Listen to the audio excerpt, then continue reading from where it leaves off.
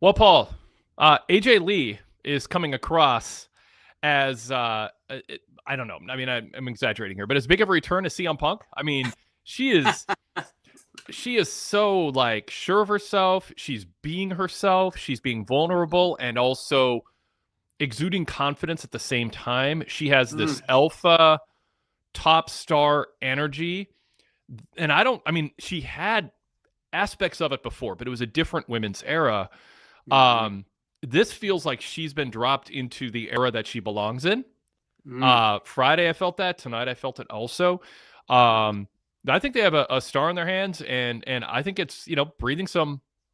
When I say breathe life into CM Punk, that makes it sound like he needed resuscitation. He didn't, but it does seem to be a fresh angle, and it almost, in a way, kind of completes like our image of him in a way. You can kind of see. I don't know. They hadn't been together a lot on camera, and it's kind of cool seeing their chemistry. Your thoughts? Yeah, absolutely. I thought she started out a little bit nervous, but when she got rolling, she was so good. And she was always good, but I don't think she ever had anyone to play off of like Becky Lynch. Yes. And they really brought out the best in each other.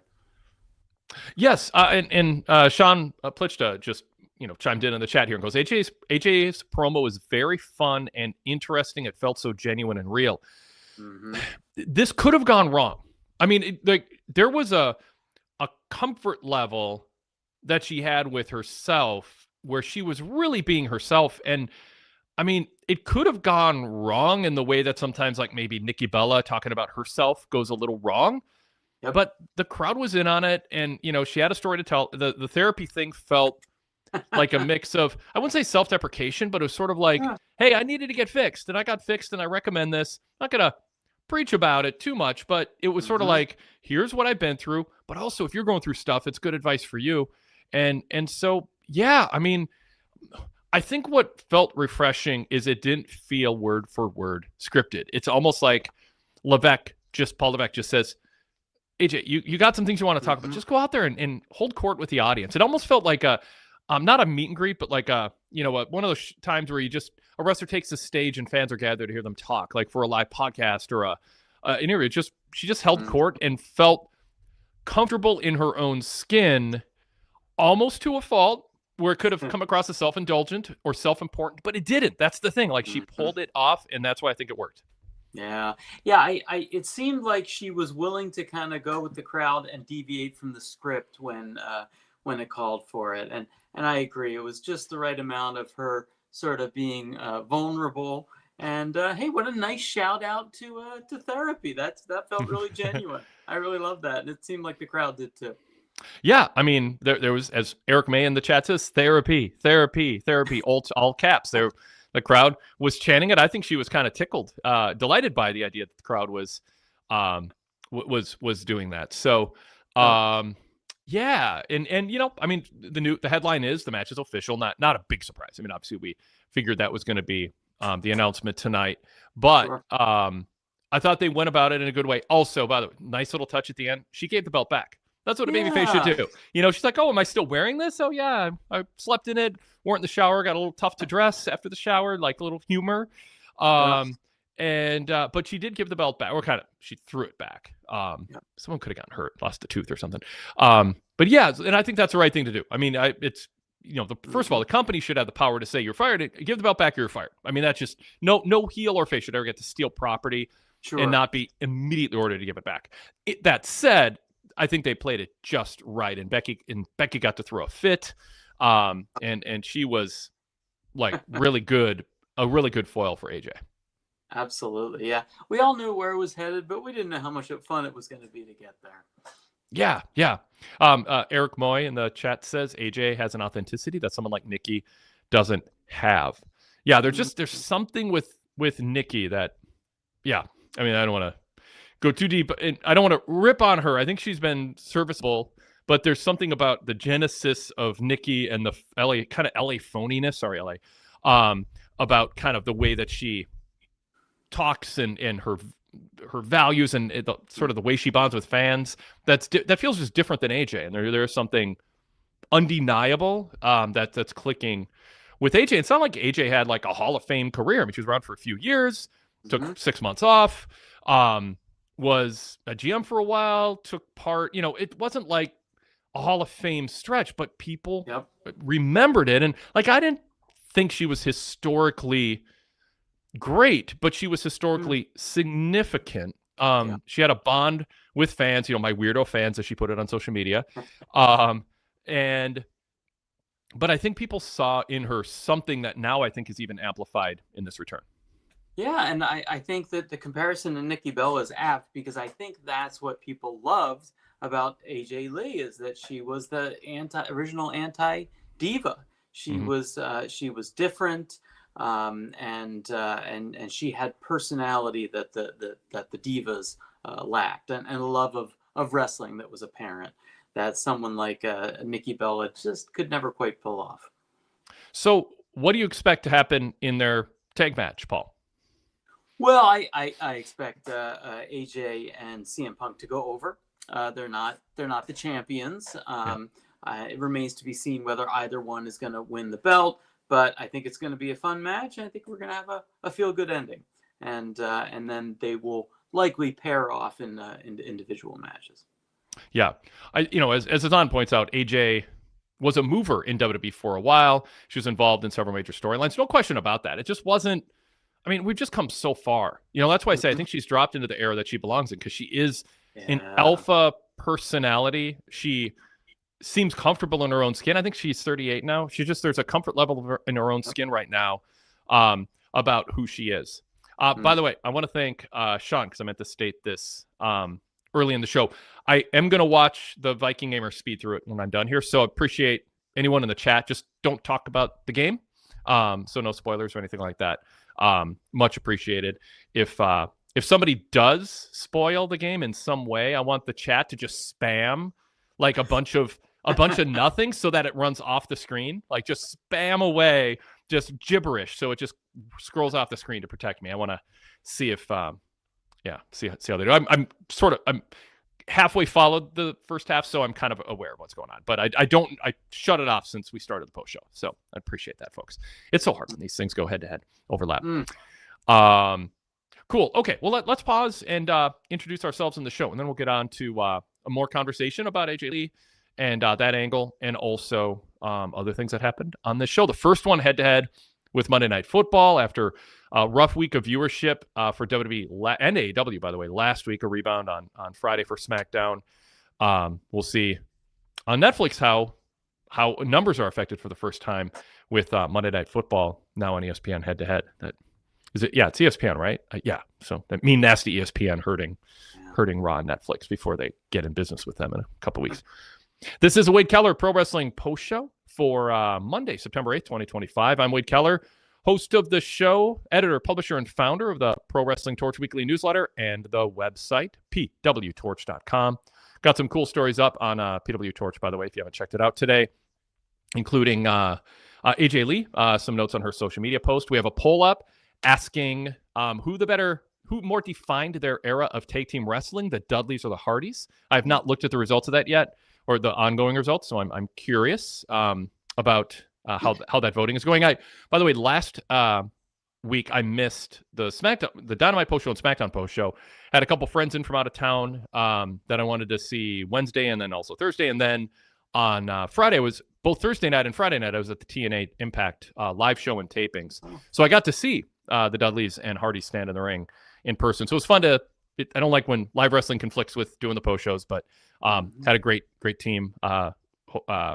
Contributors helping out last Wednesday, Brian Zillum hosting, and then Greg Parks hosting on Friday. So thanks to them and their co-hosts, everybody who filled in while I was gone, but it feels refreshing to be back. Also on PWTorch, some interesting comments from I'm sorry. The bigger story is Wardlow missing in-ring time. We've got some exclusive details on his situation, his injury, what was planned for him, and a little more detail than was reported elsewhere on what's going on with his injury. So check that out. So in other words, there's news, there's flashbacks. 30 years ago this week, Raw went head-to-head with Nitro for the first time. And my report on that episode of Raw is posted on PWTorch.com. I also did catch up on Dynamite and SmackDown. Those reports are up on the site. So if you want to hear, I spent more time on analysis than I usually have time to when I watch them live. So I have a lot of thoughts, both on last Wednesday's Dynamite and last Friday's SmackDown. Also, Luke Gallows, we have a quote from him saying he thinks WWE Unreal is 100% scripted. But he points out what was definitely real. So all kinds of cool stuff on the website. Just wanted to note a few of those things to encourage you to check it out and check out our website every day for my live TV coverage, other people covering it live, all the major events, along with news, flashbacks, and some very special editorials and special features. Paul Weigle is my co-host today. Did I get your last name right? It's been a while. You were close. Say it's Weigle. Weigle. No E at the end. All right, sorry. Yeah. I called Joe Tessitore a couple times, so you can't feel too bad. Then I caught wind. Then I figured it out. Paul, tell people about your background, your contributions to PWTorch. Sure. So I'm a longtime wrestling fan and a longtime fan of the Torch. Been listening for many years, and I really do appreciate the variety of opinions and the different perspectives you get on wrestling. And I contribute by writing the weekly Rising Stars, WWE Rising Stars and Falling Stars column. And I like to point out who is performing well in their roles and who, maybe is being pushed beyond their capacity. But it's a lot of fun, and there's one out every week. Excellent. So another reason to make PWTorch.com a multiple daily stop on your phone browser or on your laptop. Do people still have desktops? I guess at work and stuff, but most people don't have like big, bulky desktop computers these days. It's mostly laptops. We have them. They're just collecting dust. Yeah, exactly. Yep, taking up space in the corner. All right, so we've got a chat open, as you know, because we've been throwing some chats up on the screen and reading them for our audio podcast listeners. So if you're watching us live, you can join us in the chat. If you're not watching us live, you can always do that. You're invited. Every Monday, Wednesday, and Friday, I'm usually hosting after Raw, Dynamite, and SmackDown. Plus, we have our live our live NXT show on Tuesday nights with Nate Lindbergh and Kelly Wells and that crew rotating and hosting that. And then also Wrestling Night in America. After WWE and AEW major events on weekends, we've got live coverage of that. So you can join us live on YouTube, and right after the show's end, just search Wade Keller or PWTorch to watch us live. Otherwise, you can subscribe to our podcast. Search Wade Keller in your podcast app. Subscribe to the red logo and the blue logo, and you'll be fully covered. Kelly Wells scheduled to join me as co-host on the flagship tomorrow on our blue logo show. We'll cover a wide array of topics, more AJ Lee talk. So send your questions in for the flagship. You're invited to do that. Be part of the show. WadeKellerPodcast@gmail.com. If you're watching us live right now, you can also email us too, if that's easier than entering the chat. WadeKellerPodcast@gmail.com. All right, cool. We'll say some other things, other plugs as the show moves on here. Oh, by the way, I should say this sooner than later. Please like the show if you're watching us now. Comment below and subscribe to our channel. All that helps us grow, so we appreciate it. All right, Paul, let's get back to I want to explore a little bit more the dynamic right now. I talked about Punk and AJ Lee having some chemistry together. They should. What do you think about Seth and Becky's chemistry at this point? And is Becky helping Seth? Is Seth helping Becky? Is one of them dragging the other one down a little bit? What do you think? So far, it seems like they're both helping each other. But I would say Seth needed help a little bit more than Becky did. I really do like this version of Seth Rollins. I think it's the most relevant he's seemed in decades. But he really needs something to bring out his personality a little bit more, especially when he's interacting with the other members of the Vision. And I see, Becky pulls a little something out of him, and we saw a little bit of that tonight. So a welcome addition in that way. Well, we see Becky with new music going for serious heel heat. And then you got Seth coming out to his same old music, people singing along. He enjoys it. I mean, it's not the dumbest decision ever. That is playing Inner Thoughts of Bayley on audio. That's the dumbest decision ever. I don't know if I want to rant on that again. I don't know if I can help it. I can decide not to, and it still comes out. But I get that it's this communal moment. And WWE right now, maybe to a fault, but it's working for him in certain ways. Although attendance is down, viewership's down. There's some warning signs, and we've been saying there's, some, I wouldn't say early indicators, but some of the decisions and booking and whatever, the vibe at WWE indicated there. It's going to be attendance is a lagging indicator of lost interest because people buy tickets so far ahead of time. It doesn't sink in. They're not as enthusiastic about it as they once were. I think there's some issues there, but the communal experience is huge. The yeeting, Jay through the crowd, but the Seth song is something people pay. And I think that there's a feeling in WWE, we're taking something away if we don't let fans sing Seth's song and make Seth feel very over. Very popular. But I ultimately would rule against it. I just think you sacrifice. I feel that way about merch too. People are like, oh, you can't turn him. His merch is selling, or her merch is selling so well. I'm like, just slot people the right way, and then the baby faces get their merch, the heels get some merch too. You should never let merch sales guide your booking decisions. If you feel something's prudent, don't not do it to avoid losing some merch money. I always think that's short-sighted. I think this is too, Paul. I think having Seth still come out to his music has undercut the vision as a heel group. I think Bron, and we'll get into Bron and Bronson alone without Heyman and Seth and how they're doing now that Seth's kind of split off with Becky lately. So I was kind of curious, this going full to this point, I was curious if when Becky aligned with Seth, if Seth would change anything. And so far, not really. No.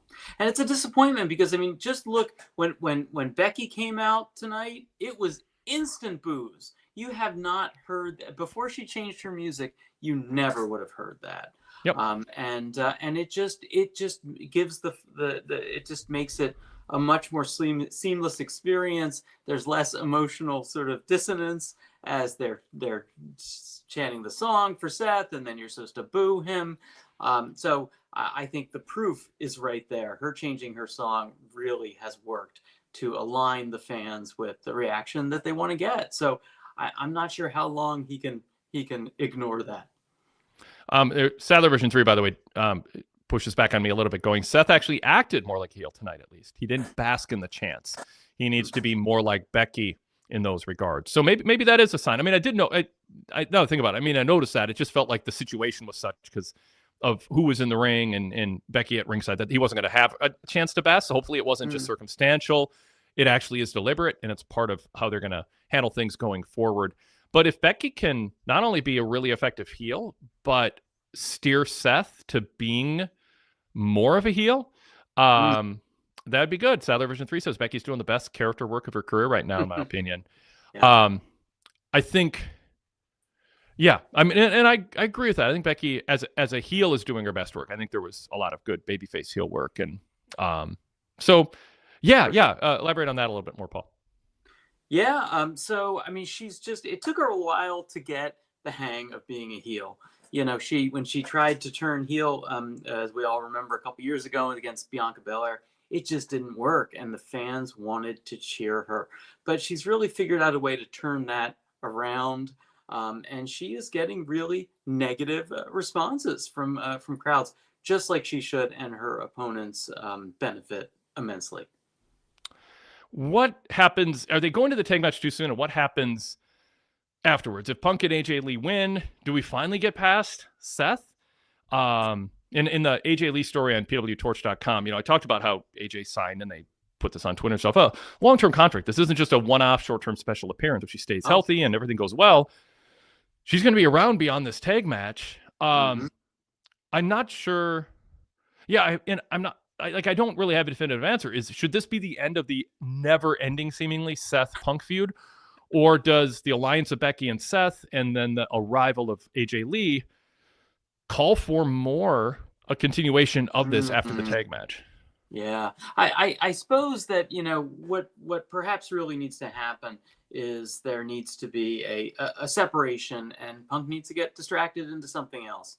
And having a victory with this tag match is a nice way for him to save face and maybe move on to something else for the time being. Perhaps to rekindle at a later point. Yeah. Sean Plichta says, that's my question. When does Punk versus Seth actually take place? Ryan Solorio says, Becky pins AJ and gets a one-on-one championship match with Becky. So I think you mean AJ pins Becky and gets a one-on-one championship match. So sorry. Yeah. Yes. And CJ says, I need AJ versus Bayley. Well, yeah, I mean, we'll probably get there, CJ. And it's no surprise there. But CJ adds Punk should beat Seth for the World Championship, and then they take a break. Could be. I mean, but I don't know. Yeah. Yeah, that would be a good end. Yeah, a good ending for it. There has to be a one-on-one match before they take a break, so that makes sense. Yeah. A couple of the comments on this. Eric Moy in the chat says, I agree with Sadler. This is the best Becky heel era, but Sean says her face character is the best, but this is close. Sadler version 3 says, peak face character for Becky was great, but it wore down after a while, and she lost steam when she tried to return as the man again. Well, yeah, she's got to keep this going, too.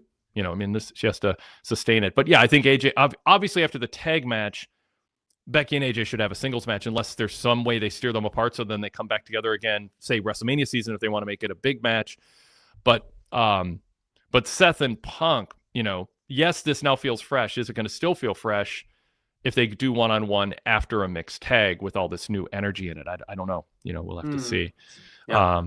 Ryan Solorio says, I don't know how, but I'm still saying Rollins versus Punk is going to Mania. And that's what I'm thinking is, do they separate them somehow for a while and then have them come back when it's, you know, the big stadium shows? That could work. I do think there's still something strong there about how Rollins, you know, the story about how he says you will never win a title, you know, Punk, and I think that deserves revisiting at some point in the future. Scott TPA says, I think one last match for Punk and Seth and the continuation of the AJ Becky feud. Sean says, I want Punk to win the title but turn heel away from Seth after the feud with Seth. And then he says Punk needs to be a heel at some point. So we'll see. Brian Bayless in the chat says Punk and Seth have basically been feuding since Punk returned to the company. Mania has a long time to stretch it out. Well, the idea would be they get occupied with other things. Right. And then something happens to bring them back together so it feels fresh and we can finally finish what we started. But yeah, I think a lot of people are eager to see. I mean, Punk had Cena. I mean, Punk's had some other things he's done, but it just, yeah. I mean, it'd be nice to have something where it isn't Seth in the background or Seth in the foreground when it comes to whatever's going on with him. Yep. Okay. Well, let's shift to I brought up Bron Breakker and Bronson Reed. They've been on their own with Paul Heyman selling an injury, and then Becky and Seth kind of doing their own thing. They're still mentioning the vision, capital V and sometimes lowercase v, just using the word as a way to kind of remind people of it, play it up. What have you thought, Paul, of what you've seen of Breakker and Bronson? And I thought that, like, tonight it was interesting because Breakker's the hothead. Bronson Reed is the guy who tries to calm him and cool him down. Yeah. And Bronson Reed's come across to me as like a natural alpha waiting to come out, but he just didn't quite have the push. And he's been, you know, it's like you can't do that when you're with Seth and Heyman. I think he's coming out of a shell a little bit as sort of the guy controlling Breakker, trying to, and getting a chance to shine a little bit without Seth sort of bogarting, as the term they use in wrestling, but not just in wrestling, but often in wrestling they say, oh, he always bogarts. So yeah, what do you think, Paul? Yeah, I thought they did okay. There is something missing without Heyman there between them, but they're developing a nice little rapport between them. I do think that that Bronson Reed has really, I mean, in general, he has benefited immensely from this association, and I agree, he does come off as an alpha. So I think of the two, he's doing a little bit better, but I'm looking forward to having Heyman come back. Yeah. Ryan Solorio goes, I can also see the Brons, as we're calling them now, interfering in the mixed tag and costing Punk and AJ the match. Yeah, I could see that. I mean, there's a number of ways we can sit here and play out a variety of scenarios of what they could do to split them off, or divert them from settling their feud until WrestleMania, and that's something along those lines works. Sadler says Bron actually looks like big stars without Seth and Paul Heyman. It'll be interesting to see if they are overshadowed once they bring everyone in the division back together in promo segments. I hope not. I'm curious about just if Becky is in the ring with Seth and is part of the vision officially and is part of those segments, or if this is kind of Becky still going to do her thing off to the side and the vision will just go back to being what it's going to be. And maybe they're kind of considering both options at this point. I don't know. Yeah, I'd like to see him give it a try and see if she could play off of the Brons well. I think that could really help the faction. Yeah.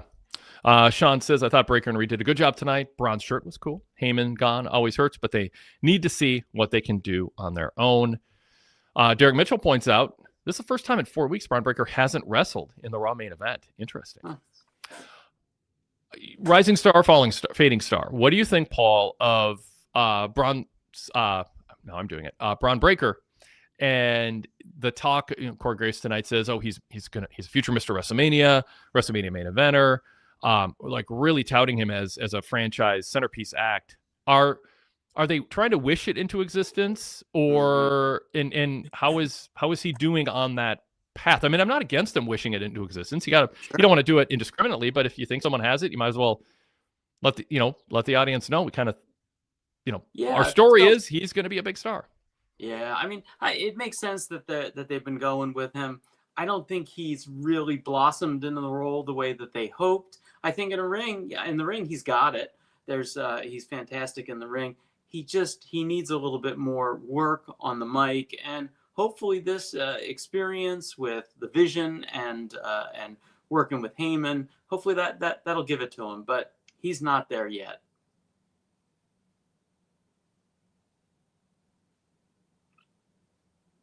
I could hear you, but the dog was barking, so I had to let him in. I'm doing double duty here. So when the camera's off and the mic's dimmed, I'm blasting the speakers, but letting him in. But I think he's settling down. I'm not 100% sold on Breaker, but yeah, the pieces are there, and the intensity is there. He has a distinct personality. He has a distinct, incredible move, credible move set. He has the right people endorsing him.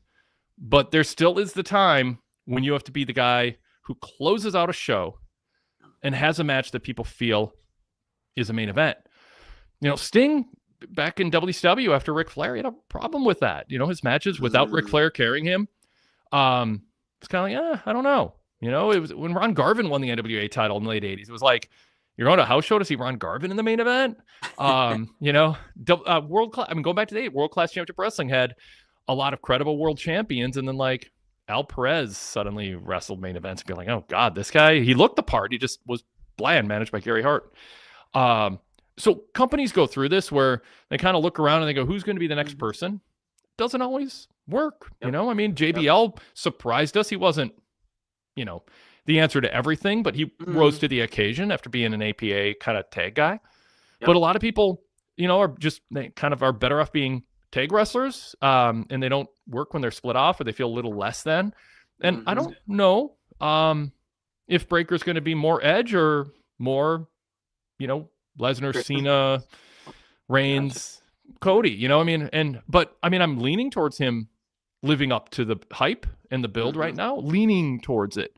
But I'm not convinced yet. And you don't want him to get ahead of things either and be convinced. He's still got work to do. Yeah, I do think he can pull off the match. I just think on the mic he needs work, or maybe a mouthpiece would be the right fit for him. And I think it's good for him to get reps right now on the microphone. This is not WrestleMania season. They have a storyline to explain it. You have Bronson Reed, who is a better talker than I think people assume or give credit for or expect. So having it's not Breaker alone. Having Reed out there helps. Scott TPA says, I'm not sold on Breaker just yet either. Eric Moy says, I need to see Breaker develop his character more. And Brian Bayless says, Bron feels awkward when he has to talk in the ring. Yeah. It's as far as developing Breaker's character, they have to make sure they stick with it too. Like, is he smart or is he a dumb jock? Like there's times where he's come across, and this was an issue in NXT too, where he's kind of, they're trying things out, but the stage is bigger now. I'm a little concerned they just haven't figured out the constitution of who Breaker is and go with it, because now he's the hothead who has to be talked down, and that's fine. But if that's all he is, a lot of people play short-tempered hotheads who are tightly wound. What I think can make Breaker stand out is that there's this other layer to him, which is he's intellectual, and yes, he has a temper and he can snap and he's tightly wound, but he reasons, and there's like a sort of a danger if he stays heel. There's a danger to his smarts that and they can play that up, but they haven't been super consistent with it. And then if he goes babyface, that's a whole other thing. You know, I mean, is he just going to be kind of one note spear, or is he going to be able to be part of promos and stories that engage fans? So yeah, I mean, there's still things to accomplish. And the faction is a great place to explore those things and to bring them out. Yep. Sadler version 3 says, I think Breaker's better on the mic than people say he is. My question is, can he do the babyface 5 to 10 minute promos Cody and Cena do? I don't know if he has that personality. Yeah, he was typing that as I was saying it. Durrell says they're giving both Breaker and Reed a chance to show if they can give them more, but I still say Reed is outshining him. I agree. And this is the second week in a row. They seem to trust Bronson and Reed more in the ring and on the mic.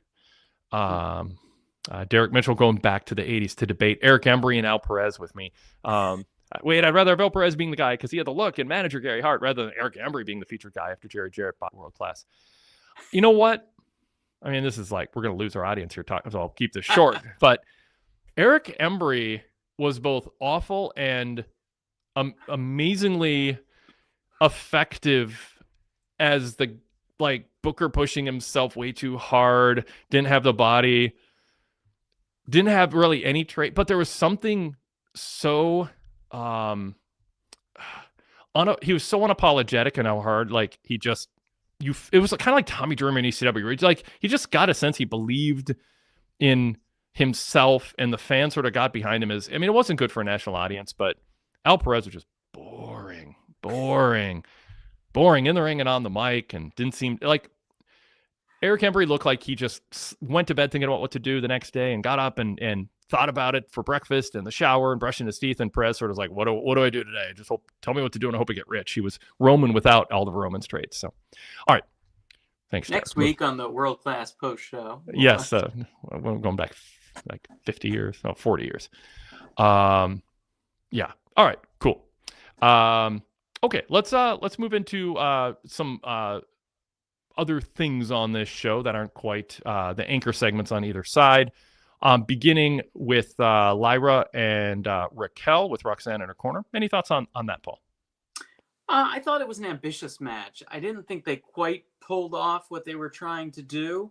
There was a couple moves that saw some light and were botched, but I think for the most part it was a good match, and it benefited from a clean finish, which you certainly can't take for granted these days. So thumbs up from me. Yes, thank you for pointing out the clean finish. It is nice, and it should not be something that feels newsworthy. But it was nice. We talk about Breaker and Reed. Can they come through? Can they live up to their push? Lyra is still, I'm just not sure. Like, there's some weeks where I'm like, they played a clip of Cole saying that AJ Lee had spunk, like he likes her spunk. It's old Ed Asner on Mary Tyler Moore show. Now we're going back to the early 70s on the Mary Tyler Moore show. He's like, said to Mary Richards in the newsroom, I like your spunk. The boss in the newsroom.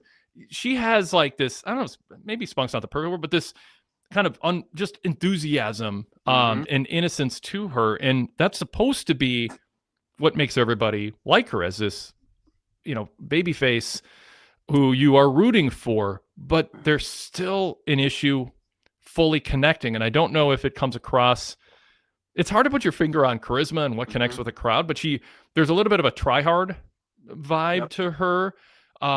Maybe being pushed a little bit ahead of where the fans have her, and the fans can kind of push back on that. So yeah, what do you think when you see her, Paul, and where is she on the rising fading star scale?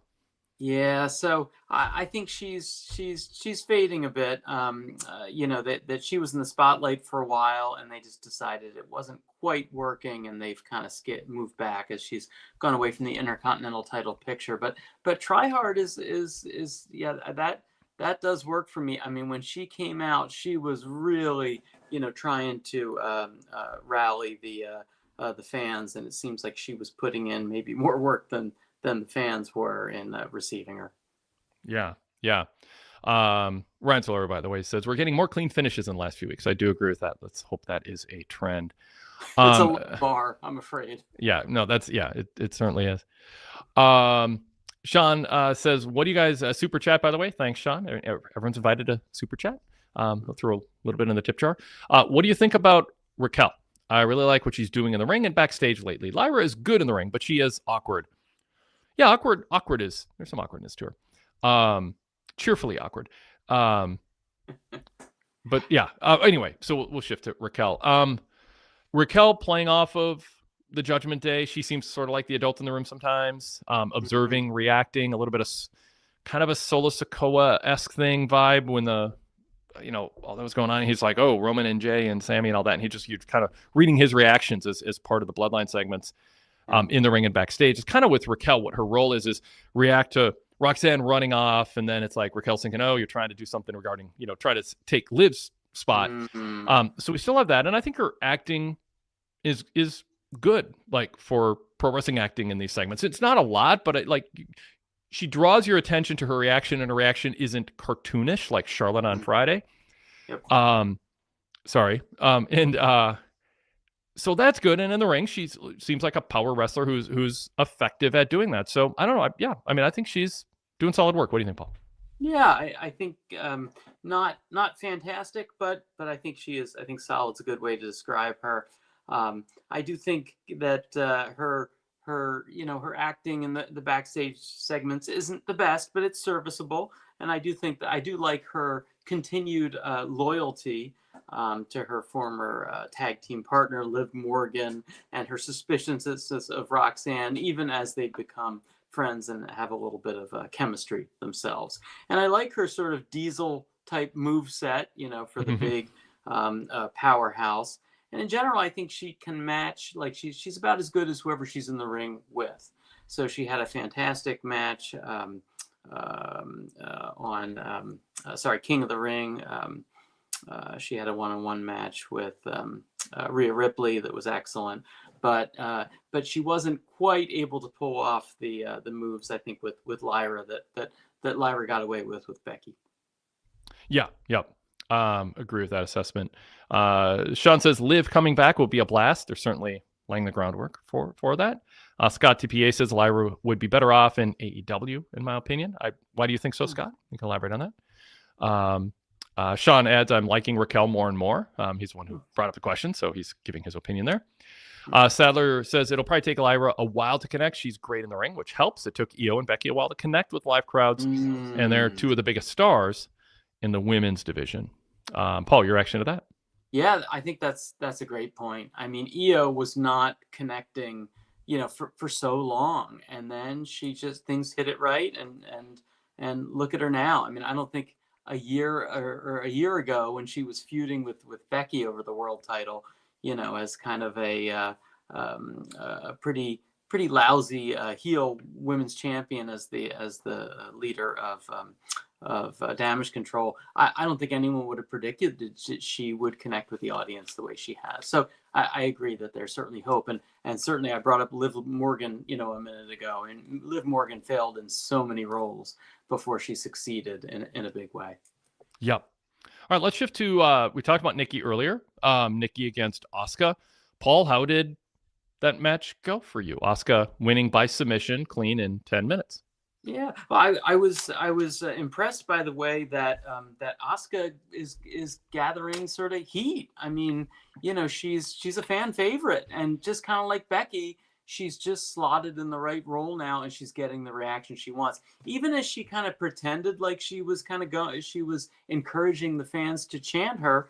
I think she was actually she was generating a lot of heat. And the beneficiary was Nikki Bella, who got the best response that she's gotten, I think, since she has returned.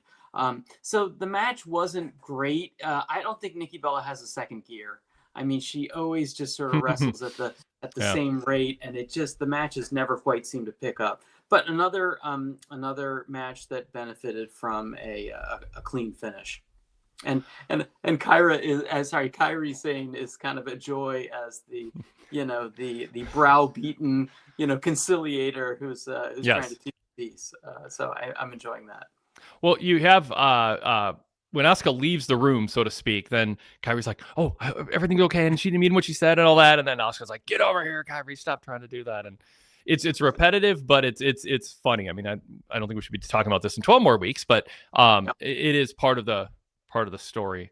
that they're And telling. Asuka Yeah. using Kyrie as a human shield was kind of Yes. unique among women wrestlers. It was like the Macho Man and Elizabeth. But Yes. Yeah. because Kyrie just seems so innocent that that even you could understand why Nikki didn't want to punch her. If we're going to keep our Dallas-based world-class championship wrestling comparisons going, I'll say it's like Jimmy Garvin hiding behind Precious. Yeah, Yeah, there we go. So with Nikki, Brian Bayless says this Nikki return has been cold. I think it's been about what you would expect. I mean, there's just something very kind of surface level with superficial about Nikki. She seems like she's deciding who she wants to be based on the trends of the day, or what's sort of a clever. She's sort of a walking like t-shirt motto promo. Like the authenticity and the realness compared to what we saw with AJ Lee doesn't come across. Now that said, I don't think Nikki comes across awful like on a radio show. I mean, I'm not even on this run. I think she's been serviceable, but she's not like a huge star. I mean, just the difference in crowd reactions for Nikki versus AJ, it's just astounding. Sadler version 3 says Nikki is in a weird situation. She got over more for a reality show than she did as a wrestler. She's not adapting as well as Trish or AJ after returning. I agree. Ryan says, I always liked Nikki. She was one of my favorites back in the day. And everyone can have their own favorites, just trying to assess, how are they doing overall and what is holding them back from being huge or not.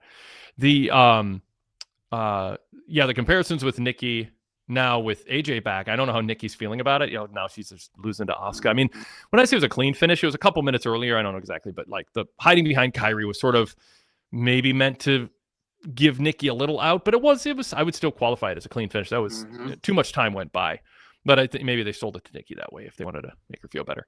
I don't, and this is just me, I don't know how most people feel. I don't like when wrestlers come back and the story is they want their kids to see them wrestle. And that sounds cold-hearted, right? Because I don't mind as a parent Nikki wanting that or Goldberg wanting that or whoever, but don't tell us about it, because you love your kids and that's good. And I wish no harm onto anyone's kids, but we don't care about your kids. In a storyline sense, we don't care about them seeing you wrestle. WWE is serving us entertainment as viewers. And so we are the customers. And so some people are like, oh, wait, how can you be so cold-hearted or this? But honestly, wrestlers should not be returning to television expecting us to pay to see them wrestle. And their inspiration is now their kids are old enough to see them. I mean, it's very self-centered and I think kind of oblivious to draw attention to that. And they did again. They did again tonight. They said, oh, that's one of her. Maybe Corey Graves meant it as a dig when he brought it up. I'm not sure. Maybe he's trying to bury her a little bit. Maybe I'm in the vast minority on thinking that's a fault. What do you think, Paul? No, I think you're right. I mean, we don't know Nikki Bella's kid, so what he sees or doesn't see, it doesn't matter to us. It doesn't matter to the world of WWE. I mean, I think that's one of the reasons that fans were lukewarm on Goldberg when his return, and he said it was because he wanted to have his kids see him wrestle. There is a time his teenage football jock kid who nobody wanted. He's a bad guy in Karate Kid. That's what you cast him for. It's not. And Goldberg's made more money per match per word than any wrestler in history, and he's coming back because he wants to see his his villainous Karate Kid teenage football looking wrestling looking son see him. I mean, it's like, come on, there's nothing less sympathetic and more obliviously self-centered than that. And I love your kid, just don't, but as fans want you to be back because the wrestlers care about the fans or championships. They don't want you coming back for personal, very personal, family reasons. Anyway. Yeah, I think it's a fine reason for the human being to want to come back, but for the character, it doesn't work at all. Maybe it could work for a heel character. Yeah, well, for sure, yeah. Paul Purvis says, oh gosh, Goldberg wanted an action figure just so his kid could buy one at the store, but WWE wouldn't pay him enough money. LOL. I do want to say that, I mean, it has to be said that Nikki Bella looks phenomenal. I mean, she is ageless. And she seems to be in great physical shape. So, and I do think she carries a certain confidence about her that makes her, a worthwhile character. So I think for all her flaws, I do think that her return has been fine, and the fact that she's willing to tap to Asuka, I think makes it more more useful. Totally. Like the totality of what I'm saying about Nikki sounds like I'm burying her, and I've said it's been serviceable, and I'm not against her being back. I'm just drawing a contrast that I think should be apparent to anyone objectively looking at this, that AJ Lee is being embraced with enthusiasm that is just way, like, exponentially more than Nikki, who had, there were some crickets when she returned, and she's acting like, she's using her little catchphrases for her fans and whatever those little trite cliche trope things are that she just throws out there. And let's not forget the fearless lock, Wade. God, yes. What a great move. Exactly. Eric Moy says, I'm glad Nikki is back in a good place after all her personal issues. It seems like she is happy to be there. And by the way, Sadler version 3, and this is, I'm not saying the only thing they've said about Nikki's return is she wants to do it for a kid. I'm saying don't bring that part up. It backfires. But as Sadler says, if Nikki mentioned in a promo she wanted to prove that a mother in her 40s can win a women's championship and compete at the highest level, that would work for her as a babyface. So I think there are other things Nikki could be talking about, and leave the. And again, I mean, if she just says in some interview, I wanted my kids to see me live, it's not like the centerpiece of her character. So I want to, when I'm critique or critical or point something out, it's not like a 10 out of 10. I'm all worked up about it, but I just would not bring that up if I'm trying to help her. And I mean, it seemed like Corey realized that wasn't enough, because he said that she wanted to come back for that and maybe add to her legacy. He was searching for other reasons for her, because it sounded lame even to him. Yeah. Paul Stefan says, I think too often now, Wade, you are speaking for the fans when you're actually just speaking for yourself. I think it's great with a parent angle. What skin is off your back? It makes them real. Well, I think I explained this. I'm not going to lose sleep over Nikki wanting to wrestle for her kids. I'm giving advice based on following this business for 40 plus years and writing about it. And, the credentials are out there. I've been a guest on Steve Austin's show more times than anybody, his podcast over the years. And he's one of the biggest money draws in the business. And a friend who I just had lunch with last week said it was great listening to you and Steve, because you guys have the same philosophy on so much stuff, thought alike. I'm doing this because I think I have something to offer in terms of reading the room from a distance and not having conflicts of interest or personal stakes in what happens. I'm just, Paul, giving my honest thoughts. I don't think it's a good angle because it feels like a really rich TV star wants you to pay to see her wrestle because she's back to let her kids see her wrestle. Like, that's just, it's not the best approach to take, in my opinion. I am in a sense speaking for fans, but really what I'm doing is giving my opinion on what I think will help her get over more. And the proof is in the fan reaction. I mean, you can't argue. It is evidence. Well, Fan Blast says Nikki is a relic nobody wants. They'd be willing to give her a reappraisal if she could wrestle, but you can't. We're walking out with that stupid looking dated backwards ball cap. Doesn't help. The ball cap thing. I mean, sometimes it's good to refresh your look. Otherwise, you look like a nostalgia act. But I think Nikki's in a nostalgia act.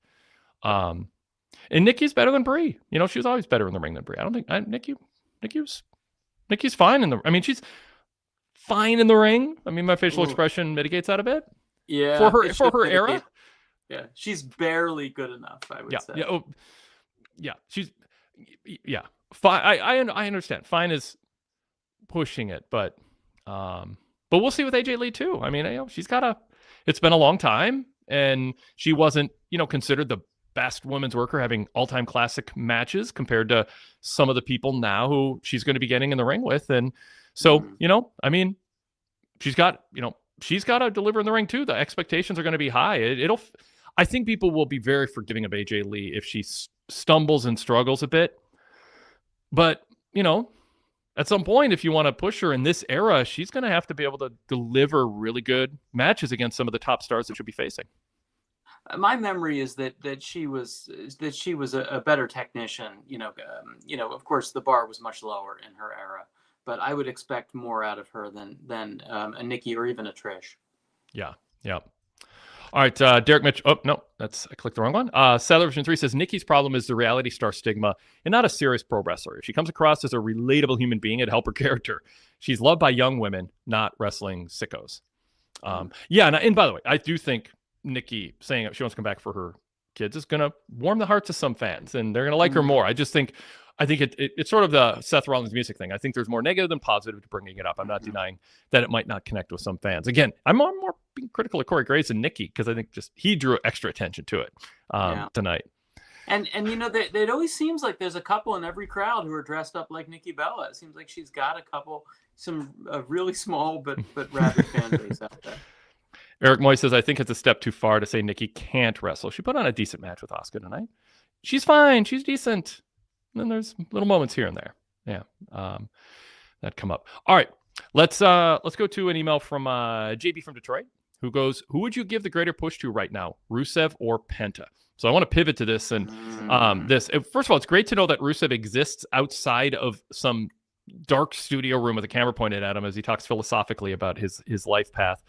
And he can do more than wrestle Sheamus. I'm excited. I'm excited by it. I was a fan of Rusev during his first run. I was excited when he came back. And yeah, I liked seeing him backstage interacting. Like I joked the last couple of weeks, like, has anyone in the back at WWE actually met Rusev? Like, I just feel like he does. He sends in his tapes, then he goes to the ring for his match, and then he hops in an Uber and leaves. Like, you don't get a sense he's actually part of like the locker room. So now he is. He actually does wander around back there and interrupt things. And Adam Pearce and him have met. So my personal answer, and I think it's close, but I'd give a bigger push to Rusev right now.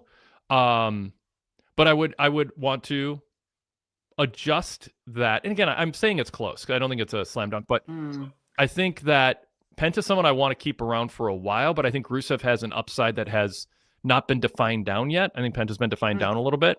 But again, I think they're both useful in very different ways as sort of, borderline top tier, second tier talent that can kind of jump around in different spots. What do you think?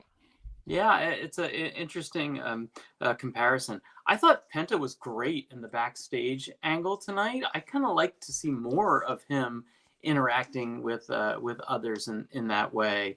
I thought he was really compelling. In the ring, I don't know. He seems a little bit slow. He's not as athletic as most of the other wrestlers. So I do think in the ring, Rusev comes off as more crisp and credible. So they both have their strengths and weaknesses. They're like opposites. I mean, like in almost every way. I mean, body type, ring style, language. They both are charismatic, but like in completely opposite ways. So it is an interesting comparison. It's like, oh, who'd you keep? Miz or Grayson Waller. Like, well, they're the same thing. Like these are just total opposites. So basically, keep both and utilize both well. I don't think you have to choose. Yeah. Sadler Vision 3 says Penta has higher potential, but I want to see what they have with Rusev. I think that's fair. Eric Moy says you can do both with Rusev and Penta. Sean Plichta says Penta has a lot of charisma and his matches are more fun, but I think Rusev is a better pure talent with a higher upside if booked right. And that's the key. Like, and again, there's nothing about saying Rusev can be booked really well and reach main event status that is downplaying what Penta can mean. They're an independent pass. Being in favor of one doesn't mean the other one is going to achieve less. But there is, at least in the short run, a peak for Rusev that I think at this stage of their trajectory right now in 2025 going into 2026, I think it's a little higher with Rusev based on a variety of factors. Yeah, and right, he's got momentum on his side, having just had a big win on a PLE match. Brian Bayless says Rusev hasn't really done anything to warrant a push since returning. It's mostly been flat. Mark Biscotti says Penta showed more marketability in this one backstage segment than in his entire run. Backing up your thoughts, Paul. Yeah, I agree. He was great. He got a chance to just sort of like be a person instead of a caricature of a luchador in WWE. Like he was just sort of like, I mean, yes, he's still a little zany, but yeah, there was a different kind of energy and a more relaxed, oh, this is who they see behind the scenes, that they're like, instead of just doing the hand things and the the catchphrases and stuff. It made me wonder why they haven't done many backstage sketches with Penta. He really has been mostly just out in the ring. Yeah. Fan Bless says, I think Rusev is past his sell-by date. It's not worth trying to rehab the Russian tank guy from WrestleMania all those years ago. He is where he is. Bulgarian. Yeah. All right. Let's see. Oh, I want to. We talked about Bronson and Braun. Let's get into the storyline going on. Which we could have led with this. We're almost an hour in here. Jey Uso, big angle at the end. So we have Jimmy trying to play peacemaker with LA Knight and his brother Jay. Jay's kind of hot-headed. Jimmy says you're starting to sound like Roman, which is interesting framing by Jimmy. I don't know how Roman will feel about it. Bossy, in charge. Maybe Roman will like it. Yeah, I'm the boss. I am in charge. Jay is not. And Jay's like, well, the way I've been doing it has been working, so I'm going to try this way. LA Knight has been not wanting to budge and says, I got this. Stay away. Don't help me. I don't want your help. But he liked Jimmy helping him, but he's still got a grudge with Jay. Although Knight brought up, if we go back far enough, you cost me a world title too. But Knight and Jimmy on the same page. I was curious and relieved that Jimmy didn't laugh after Jay dropped Knight and shake hands with Jay. Like, oh, this is the plot all along, because there'd be no purpose to the swerve, really. I don't think. Totally. It would just to be create some vacuous drama. So yeah, Paul, what do you think about where are they going with Jay? No, I wouldn't say he turned heel. I would say he just snapped against Knight and is trying to show a more fierce side. There's some yeets there. Yeah. What do you think? What do you think they're doing, and how do you feel about it? Yeah, it was an interesting night. I mean, when I did like their entrance in the beginning, them both coming in together. I do get tired of those long Jey Uso entrances, but with his brother, it added another element. But he seemed a little bit garbled. Jay seemed a little garbled on the mic. And then him bringing in he did bring in some of Roman's language. He says, we're going to smash him and make him acknowledge us. So I think that Jimmy had a point when he said he sounded like Roman, but he was certainly acting heelish. I think that's certainly the way they're leading us now. Whether it's a red herring, I'm not sure. I mean, he's so popular, it does seem a little odd to turn him. But certainly there's a justification there that he's been on a losing streak. And it was being the nice guy who plays well with others that lost him the title, at least according to Gunther. So I'm intrigued. I think they told a good story. Yeah, I don't think that Jay is turning heel. I think he's trying to have an edge. Sean Plitch in the chat says Jay surely can't be going heel. It just wouldn't make sense, but I'm intrigued to see where they go. Sadler Version 3 says, yeah, I'm intrigued with this Jey Uso's story. Mark Paschetti says, I thought LA Knight was going to turn, then he got speared. But Jay ain't turning, right? Sean says, maybe heel Jay could be better and have a better purpose on the mic. I mean, they've gotten a lot out of Jay as a babyface, Paul. A lot. And you want to stay ahead of it a little bit. Now, I don't do turns for the sake of turns. Don't do a lot of times turns are done by bookers who haven't planned ahead and they're looking for a desperate hot shot to make up for some bad decisions that people called out in real time, and now months later they're paying a price for it, and then they do a turn to try to spark things. It was like, the last couple of years of WCW was just desperate, like, oh, how do we make up for all the bad decisions we made a year and 2 and 3 years ago? Turns, and pretty soon they don't count and it make no sense. That's not what this is. So Jay is always conflicted, vulnerable to insecurity.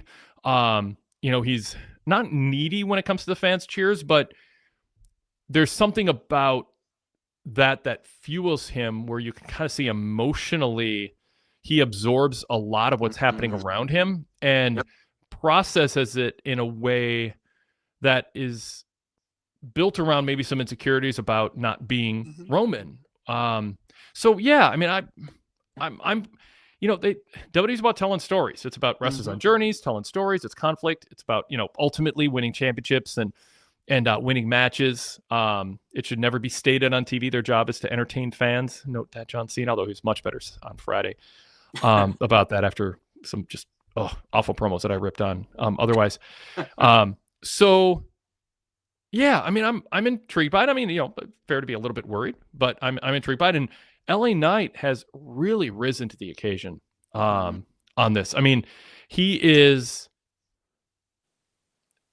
above where I thought he would get in WWE And he's doing it for a sustained period of time. Now, is it a lack of options? Is it coming at a time when, like the attendance was down in this building compared to last November? Viewership has been down. SmackDown rebounded a bit last week, but there's things going on with WWE that, there's little blips here and more than just a blip here and there of, okay, maybe they're not as red hot. You don't want to be like the Jeff Jarrett of a dying company. You're like, well, I was world champion all this time. Well, yeah, but that's when the company was dying and it's just, you weren't the savior. You weren't good in that role. Sure. You were a backup plan. JBL was supposed to be that, post Brock and all, all the top stars in that transition phase being gone. So yeah, I think he's been really good. He's getting good crowd responses, and they have him in an angle where I think he's getting to, I think he emotes in a way that feels consistent with who people believe the LA Knight character to be. And I think that's super important. Yeah. I think people would look at LA Knight, Paul, and think, this is a guy who's a hothead who won't forgive somebody. He's going to hold a grudge. He's going to stand up for himself, and he's going to speak his mind. And he's going to do so with a cadence and a charisma and a rhythm with one stumble every promo, because that's just built in. It's like the obligatory mid-match headlock for a Randy Orton match most of his career. It just has to happen. And it happened again tonight, but he's getting better recovering from his stumbles. He does and not blinking. Well. Yeah. A breaker earlier. He stumbled a bit. I think he did in his promo today, but just plowed right through it. So yeah, talk about LA Knight, Paul, and do you agree or push back on anything I said?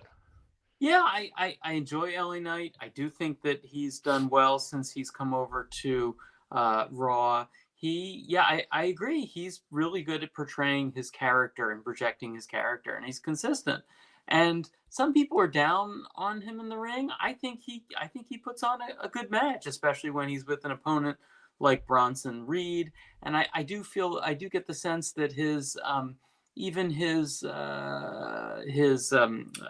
botches, which had become sort of infamous for a while. Yeah. I think he recovers well, and they're not the sort of match-breaking, botches that take you out of it. He just tries to jump on the top rope and he stumbles, and that would happen in a match. So I agree. I think he does well. I do wish he had a little bit better material.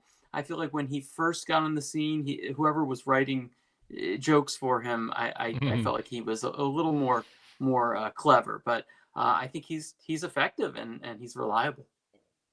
The stumbles in the ring, I talk about on promos, but yeah, the botch spots in the ring, getting to the top rope. I hope he's just been practicing a lot, doing whatever he needs to do, but he's pulling those off. Yeah. Then the next thing that started happening is he'd like clothesline his chin when he does the wrecking ball kick from in the ring to outside the ring. He'd like clothesline himself.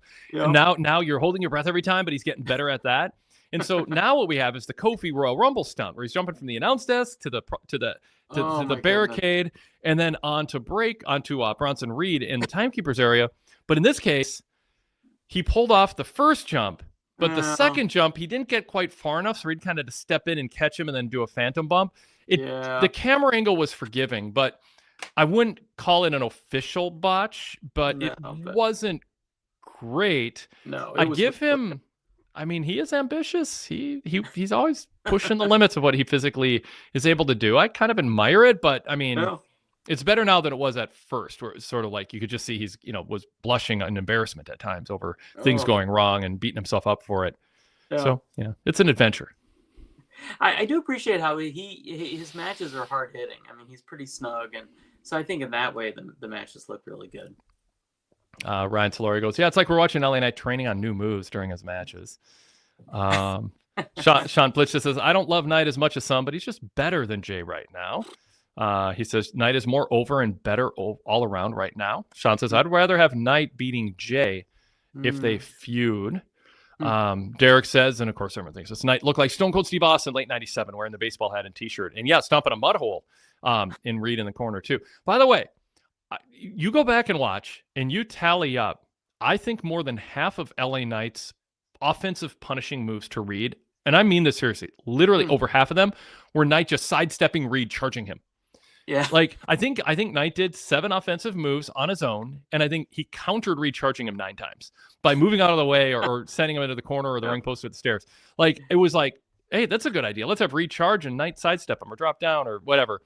I'm tempted to, if I have time, to just like literally tally that up and see how close I am on how many moves, or just him sidestepping. Because all Reed has to do is just try a different strategy, try a run game instead of a passing game or something, you know? Yeah, it reminds me of the old one-man gang no one would ever really beat him, and he would beat himself by like jumping off the top rope and missing. But you're right. If he just was a little more cautious in his approach, Reed would do much better. And Knight, you know what? Knight just scouted. He just studied tape, scouted Reed well, and it paid off. All right, we'll go back to JB. Does JB's email from Detroit? Does Jay have the type of badass charisma to be a Roman-like dictator if that is indeed the direction they're going? It would make sense as to why Roman never truly apologized, even if that was initially an oversight. So, as we see Solo Sikoa, you know, he's been, talking about LA Knight headlining Raw during in Breaker during a down period, a little bit of a disappointing run viewership-wise. I wonder about how WWE feels about Solo. I mean, they like him. He's a good guy, just like not trouble. And he's, serviceable in his role. And I think he's stepped up in terms of expanding his personality a bit, trying some things. But I don't think he's a transformational star for this era. I mean, I think he's a kind of filling in until they find somebody better is a bit of the vibe you get with him in the role that he's in. Sure. So I do wonder if they're looking at this going, well, Roman is very part-time. And yeah, we like Breaker. He's going to be a top star. Whatever. We can go through the list of people that they think are the future. Yeah. But do they look at Jay and go, maybe in terms of, the bloodline, follow-up sequel, whatever, that the continuation of that, maybe doing something very different with Jay? Because, I mean, they got so all in with the fan entrances and the Gunther feud and the surprising Rumble win. Maybe they're like, let's not wait for him to completely peter out and burn out. Let's shock people by taking the interest fans have in him. And I think there's merit in considering that, to not wait till someone's not over to turn them and turn them out of desperation because they're not over anymore. Turn them when they're still over, but you have something that you think is better and fits. What do you think? Yeah, I mean, they've told a good story to support that, again, with him trying to do too much of the right thing as champion and that causing his downfall. At least that was the story that, as Gunther described it, that ended up coming true. So I think it would work from that way. But I don't know if he could be I do think he could be an effective heel. I don't think I remember him in the Bloodline. He was an effective heel, but could he be sort of a centerpiece leader? Gee, that really remains to be seen. Not sure. Do you think he's got it in him? I'm intrigued by seeing him try. I would have to be different. Like, I mean, it would. Like what I'm thinking is it wouldn't be Roman where you just look and you go, okay, this guy is the leader. It would be kind of desperately trying to be something that he wasn't born to be, but maybe that desperation and determination results in him in a different way succeeding, but in a way that draws boos.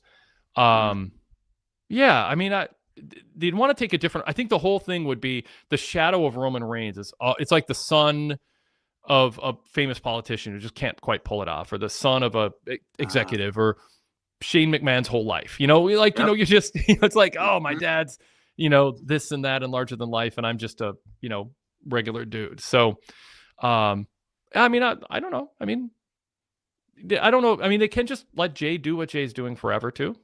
Just be a eat, and I mean, it's fine to have just a guy who just does that and then teams up with Jimmy sometimes. So yeah. Anyway, Derek Mitchell says, yeah, Jay does not have that kind of personality to be the final boss. No pun intended. Of The Rock, as a final boss, you can't show weakness in being unsure of yourself. Yeah, I think that's true. And his ability to get the crowd going. I mean, that it was an impressive, sequence with him coming in and the drone shots for the crowd. I mean, that's not something that they want to throw away. But in the initial sequence with the Usos talking with the Brons, I thought that Jimmy was the most effective on the mic, and it did make me wonder why he never quite hit in the same way. Because I think he's got a lot going for him as well, but he just never hit that level. I can see Jimmy listening to this or watching it going, what about me? What about me? I had a good week. And I'm glad you brought that up. I think he did. I mean, he has a good part to play. And, Yeah, I mean, it's crazy how long the Usos were together and we couldn't tell them apart. We didn't know any differences. And now, I mean, you told like it. I mean, I could see Jay playing the part Jimmy is playing if Jimmy was in LA Knight were having an issue, but it would be different. Like Jay would be handling it different. He'd be a little more subservient and not whiny, but insecure. Yeah, and Jimmy, there's a little bit more an older brother vibe. And Jay a little, middle child or younger brother vibe. Yeah. It's interesting. Ryan Solorio says, yeah, Jimmy's always been better on the mic. Yeah. All right. Let's go back to JB's email. It's been reported AJ Lee signed a multi-year deal with WWE. How much legs does she have of a character, or would she be better served as a short-term nostalgia run? We covered that earlier. Remains to be seen, but she's getting paid a multi-year deal. I don't think she wanted to get in shape and get back. I mean, her reactions are so good, and her personality is so self-confident, alpha, real. Again, bordering on a little too much, but the person who talks a little too long at the wedding before a toast, there's a little bit of, hey, everyone wants to hear what I have to say. But you know what? 178 million social media views. I mean, you're going to come in there buoyed by this sense of people being interested in you because the facts back up people are interested in you. So if Nikki had done that, we'd be like, come on, like settle down. Let's let others do their thing. So I give her grace. I think she pulled it off. And I don't think she'll do it again to that extent. I don't want to hear about her therapy story ever again. And I don't mean that in a negative way. I think it just was so effective this week. Don't make that a gimmick. Well, when I was in therapy, don't make that a thing she does. But it kind of is her gimmick. I mean, they quoted her book, Crazy is My Superpower. There's something they're going for there. I don't know. I don't know how it all fits together though. I think if they latch onto therapy and she starts doing it, I think it's limiting what she can be. That feels more mid-card and limiting and tiring after a short period of time. Good point. Yeah. All right. Yeah. So, and finally, the booking of Stephanie Vaquer has been poor, in my opinion. She hasn't been seen live since July 28th, and now the focus is on Rhea and Asuka feuding more so than Io and Vaquer. Yeah, that was awkward. They advertised the segment. Couldn't deliver. She couldn't be there. But, he's saying, Adam Pearce saying, we believe she'll be at WrestlePalooza. So whatever they're working out, they'll get it worked out by then, they hope. But it's unfortunate. And I don't know. What do you, Paul? It is because Vaquer's had so much momentum, and it's just bad luck with Naomi, not being able to wrestle in their match. I mean, it seems like she's got momentum to be the next champion, but it's also kind of odd that she basically has not been on TV for the last couple months. Yeah. I mean, they're saying they're confident she'll be at WrestlePalooza, so we'll see, and maybe more details will come out. But the timing isn't ideal. All right, let's talk about Bayley. First minute, I'm like, they aren't too proud to admit a mistake, and this is what I meant they should do. Bayley's like, I'm not sure what the next step is. Camera angle from the left. The last person I want to hurt was Lyra. Camera angle to the right. I heard a lot of people in the past, but says one camera angle, and then she goes, but mostly they deserved it, says the other camera angle. I'm like, that's perfect. You can show her right shoulder and her left shoulder or her inner voice by doing a camera angle switch where she's going back and forth. This is what I've been ranting about. There's a way to accomplish the same thing in a way that doesn't just seem so freaking stupidly fake, and breaks the pact that pro wrestling promoters should have with wrestling fans, which is, we know it's fake, but we're not going to throw it in your face. And everything that happens is going to be realistically filmed by the cameras and grounded in reality. Yes, there's been exceptions to it, and I was against all of those too. So I'm not going to just go, well, now it's okay because I can only object to something dumb 9 times, and the 10th time I have to agree. Or if 10 years goes by and they do it, then we just have to accept it as a good decision. No, so stop with that if you're thinking that. And then there was COVID, and they pre-taped stuff, and I said at the time, giving them license. This is special times, but we're going to snap back and get away from cinematic nonsense after that. Right. So I'm like, perfect. Camera on one side from one angle shows the positive Bayley. Camera on the other angle shows the inner voice that's mocking her and questioning her. Perfect. They found a solution. They're not too proud to just do the obviously better option. And then the inner voice shows up. Yeah. And then Tessitore afterwards goes, Bayley's inner struggle is fascinating. Oh, talk about wishing something into existence. Yeah. I mean, it's fascinating how somebody could be part of the wrestling business as long as Bayley and not go, I'm not doing this. This is stupid. It's fascinating that Paul Levesque, with going as far back as he has and seen as much as he's seen, doesn't go, wait, stop. We can't do this. What writer proposed this and produced it? Let's set them aside and have a talk with them about how pro wrestling works. It doesn't work this way. I mean, it's a slippery slope. It's ridiculous. It's ludicrous. And this exception isn't worth it. It doesn't accomplish enough to be worth being an exception because there's this alternate way to do it that is less distracting and equally, if not more effective. Paul. Yeah, I mean, agreed. If there was a character in Game of Thrones that turned and addressed the audience, I mean, it would just break the suspension of disbelief. It would break the experience. And that's what this does. So I agree with you.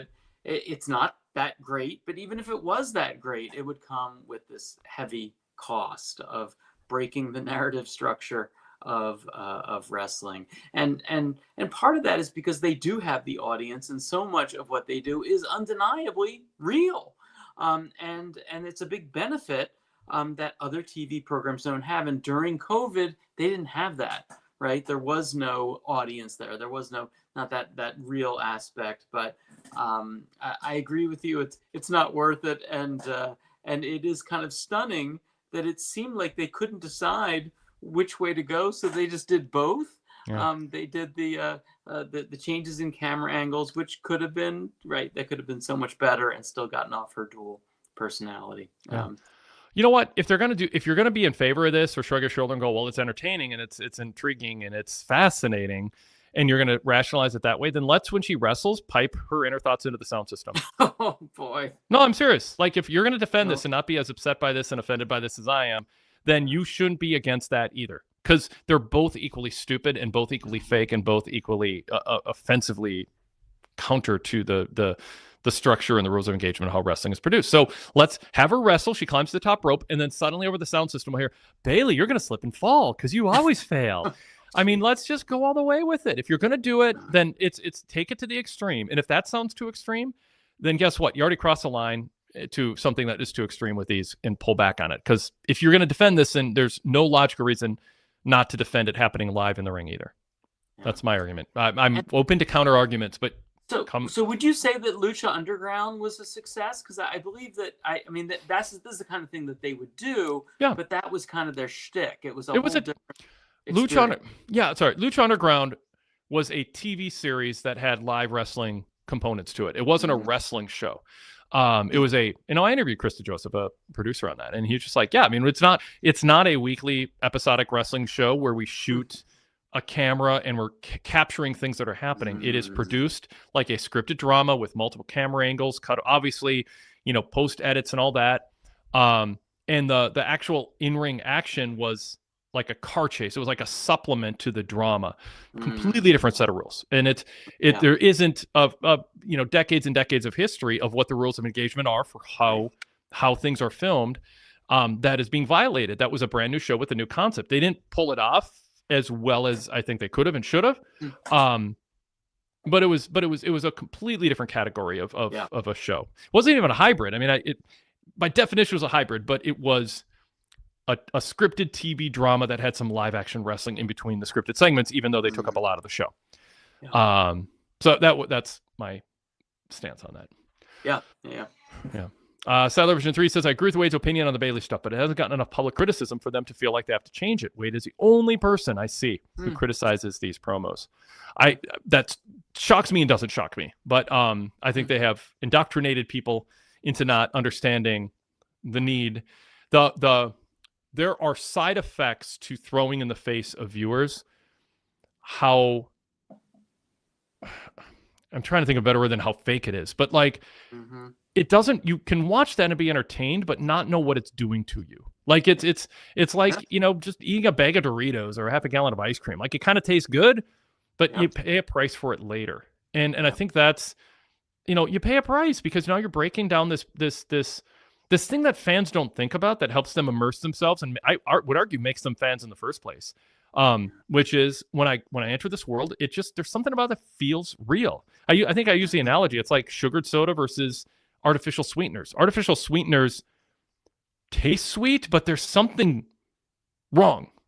Like there's something that, because you're not getting calories, and it's not just the the taste buds in your tongue, but it's what it sends to your brain in actual sugar that is satisfying. And so artificial sweeteners sort of is a substitute, but there's a reason, it's not as good as sugared soda. And this feels like that. You watch it and it's like, oh, that was kind of fun and entertaining. But you realize, wait a second. She had to say that later and cooperate and then splice it in. And I don't think it would be worth it in the end, but I would be sort of satisfied if they just had a WWE Unreal segment where Bayley was cutting these promos and she told the producer, I have all these inner thoughts going in my head when I cut these promos. And you know what? I want to tell you what they were while they're fresh in my mind, and I want you to relay to the viewers what they are and put them in post-production. Like, if they did that, I mean, I don't think it's worth it because not enough people would know it and damage is being done in the spot. But, you could, or Joe Tessitore or Corey Graves in passing could go, Bayley actually is struggling with these inner thoughts, and she tells our producers about them afterwards, and then they record her, and then we splice them in so people get an idea of what is going in her head. Some people would say that would make it way worse, and I would say, well, then drop it entirely. But it would at least adhere to some sort of explanation for how it's happening, because that doesn't happen anywhere else on WWE programming. It's such an outlier. It's such an outlier.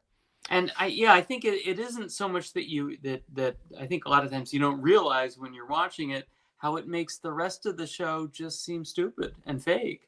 But you might not tie it back to that moment that you saw this ridiculous thing on camera. Yeah. Mark Boschetti says this could genuinely kill Bayley's character. Oof. Well, hopefully there is a chance that once she moves past this stage, like Mankind had his interviews with JR and then he moved on and that was done. And so hopefully once she's kind of done this and start interacting with other wrestlers, that they'll drop this and we can all forget it. Yeah. Sean Plitch just says, I don't like the Bayley stuff, but I just hope they have a good plan. Mark Boschetti says, I don't want to see where this Bayley character is going. It feels desperate. It's just bad TV. And there is part of me, Sadler Vision 3 says, this will help Bayley's career more than hurt. I'm not actually, and this is a good clarification. I don't think this is hurting Bayley. I think it's hurting the WWE's overall structure of how they tell stories and the ability for people to immerse themselves in something that feels like it's shot by camera people who don't know what's happening next. And that, I just think that's the key to pro wrestling, is everything should look like there's a director and a producer without a script and camera people who are being told, go there's something happening, and you film it. If you give that vibe, and again, a lot of fans are like, I don't think about that.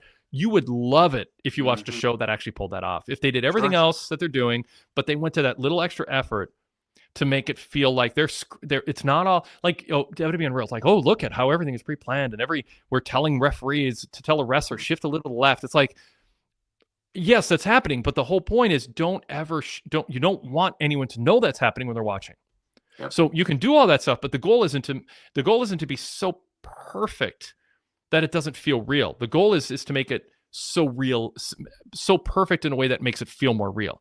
And they're completely violating that.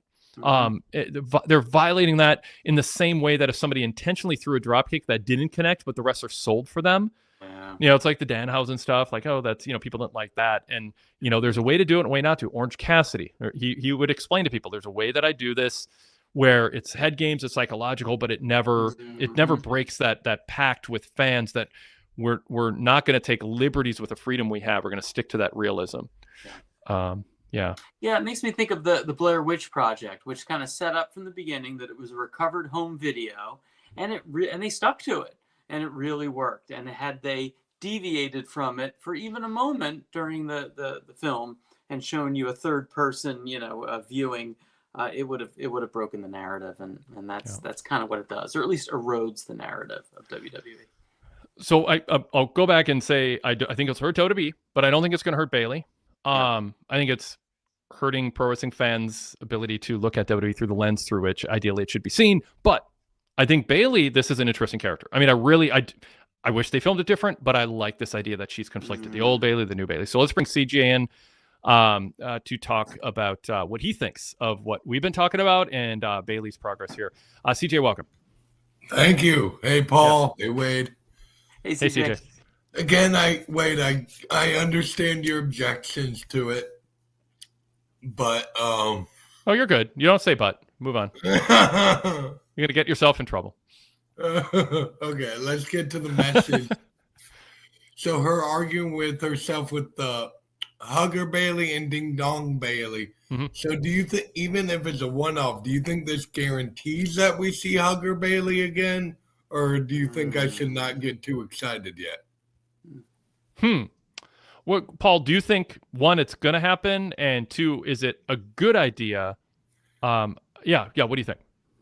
Yeah, I think that we're going to see, certainly we're going to see her conflicted. And I think that's going to turn out badly for Lyra, who she wants to now make things right with. But the way that they're going to visually represent that, I don't know. I mean, one way is to have her come out as Hugger Bayley and start acting like role model Bayley. So I think that'd be interesting. Is that what you'd like to see, CJ? I want to see Hugger Bayley back for a while. Yeah. And I loved role model Bayley too, but that could happen a little bit. And with this being kind of a crazy gimmick, and if they're going to keep her babyface for a little bit, would you like to see them potentially team up her with AJ, because she's kind of a crazy gimmick too, and they go for the tag titles? I could maybe see that, Paul, once you get past the really top stuff with AJ Lee and want to try something different and put them against different opponents. I wouldn't rush into it. Yeah, that would certainly be down the line. Yeah, down the line. Yeah. CJ, I want to remember a question. I want to ask you this. Is Hugger Bayley, if she comes back, channeling the rookie, the wide-eyed, inexperienced, optimistic, young Bayley, or is it an updated version where she is the same Bayley, that she's this current late 30s Bayley, grown woman, and she's doing a variation of it that's self-aware that she's not this wide-eyed, innocent rookie? I think it kind of morphs to that, but I think at first it's Hugger Bayley. So she's like, you bring back the inflatable two men, is Hugger Bayley. Put her back in the side ponytail, everything. Yeah. But she's doing it aware that she has, like, she's doing it not as a psychological candidate for, like, being checked in by loved ones, where she doesn't know what's happening. She is just going, I need to reenact the early innocent me that made me happy and successful and get over the cynicism. I agree. Okay.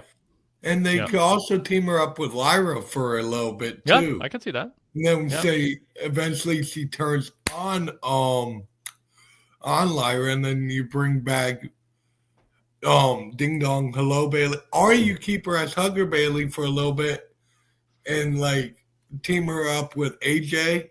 And speaking of the crazy gimmicks, do you see WWE bringing back Dr. Shelby? Oh God. I mean, I don't know. I don't have a strong fan of Dr. Shelby. Yeah, I don't know. You don't want to see Dr. Shelby? I mean, it depends. It wasn't. People if the have story makes sense for it. Why not? Yeah, because it's corny. I mean, I like a good corny once in a while. I don't think corny draws. I think corny doesn't draw money. It makes writers even feel if like it's they're writing done the right way. You don't think it's good? I think it's very. For those Go ahead, of Paul. us who are a little confused, Dr. Shelby, was he the therapist for Kane and Daniel Bryan? And then he did Bayley and Sasha when they were feuding too. Gotcha. Okay. I think when you have an obviously fake, over the top, corny doctor, you're taking liberties in a way that I think turns off some wrestling fans who, in a weird way, want wrestling to feel more grounded and serious. And the comedy should not come in a way that looks like a public access TV skit, to use the dated term from the 90s, like a public access cable where anyone in their community could sit down and do a talk show and do bad comedy. It feels like bored writers who don't want to just draw money telling wrestling stories, deciding they're going to let loose, have a couple drinks, write the zany thing and get it on the air. And then people will get a kick out of it. Like, my philosophy is, if you have a bunch of casual wrestling fans going, I got a kick out of that, you're on your way to losing money. There's so much creative freedom in wrestling to do anything you want. And in the discipline is in not doing a lot of it. You know, I say a lot of AEW ideas, like Darby dragging a Gabe Kidd in a body bag with a pickup truck out of a building, and then they don't bring it up again. That's what a fourth grader fantasy book would be. Oh, wouldn't it be cool if we did this? And with no thought about what the follow-up needs to be. Like, it's a felony. There should at least be a medical update. What was the end result? And if the announcers don't show any curiosity about it, then it just comes across as a stunt. It doesn't come across as anything that weaves in a relevant way into the narrative. It's just a fourth grader going, hey, wouldn't it be cool if Darby put someone in a body bag and then chained him to its pickup truck and then he drove off? When a fourth grader says that, the adults in the room go, okay, I got some follow-up questions for you. Nobody brought those up. So on the other extreme, it's corny comedy. Oh, this is fun. Oh, this is great. Okay, well, yeah, it's fun. I get a kick out of it. But to what end? To what purpose does it serve? It's not believable. It's just like a sideshow. It's in a way mocking pro wrestling. So I don't know. I think that's the type of skit that people get a kick out of. But if their money was on the line and they really understood the wrestling business, they would veto it. All right. I get that. So I have one more question for you. So if they do bring back Hugger Bayley and say it's not a one-off, considering she's 36, how long do you think it could work with her being 36 doing that type of gimmick? Until she's 60. I mean, really. I mean, it's inappropriate at 36. It's inappropriate at 60. But if it's done in a self-aware way, which is I'm channeling a child in me. I don't think it's any more weird for a 50-year-old to channel the inner child than it is a 36-year-old. They're both sort of ridiculous, but also endearing if you play it right. Yeah. I don't think it's incremental. Yeah, I think I think once you're about 28, you're no longer can play the kid. So it doesn't matter if she does it when she's 50. Thanks, CJ. Thank you. Yeah. CJ, mixed feelings about our opinions. Yeah. Paul, is there anything else you want to bring up before we wrap up? Yeah, I thought that the main event was a little bit weak, considering what we've gotten in recent weeks, and another sort of disappointing main event finish. And I thought Corey Graves had the quote of the night when he responded to the predictable distraction finish with, "We've seen this movie before." There's things about Corey Graves' commentary where I'm like, he knows what he's doing. Like he and that's when the Nikki Bella thing. I mean, I could be totally wrong. I'm guessing that it was. I don't think it was meant to be a burial, but it was maybe he also doesn't like. Oh, I'm doing it for my kids, or maybe he's trying to lay the groundwork for Carmella to make a comeback. I don't know.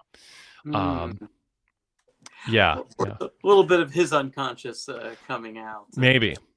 How about AJ and El Grande Americano? Any thoughts on that, Paul?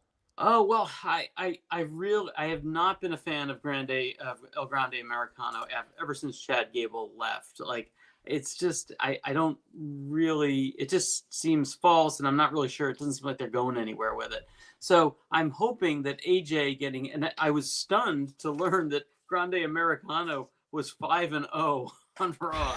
That he had, of all people, that he had never been beaten on Raw. So I'm hoping that this clean win by AJ, which clean win, we got to call that out, is a sign that they're maybe moving on and moving away from Grande Americano. I think there's better things Ludwig Kaiser could be doing, for example.